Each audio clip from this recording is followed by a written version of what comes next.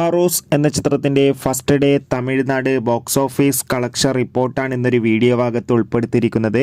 വീഡിയോയിൽ മുൻപ് video like ചെയ്യുക, ചാനൽ സബ്സ്ക്രൈബ് ചെയ്യുക. ഡിസംബർ മാസം ഇനിയും ധാരാളം ചിത്രങ്ങൾ OTT റിലീസ് ചെയ്യുന്നുണ്ട്. ചാനൽ ഭാഗം പരിശോധിച്ചാൽ നിങ്ങൾക്ക് കാണാം.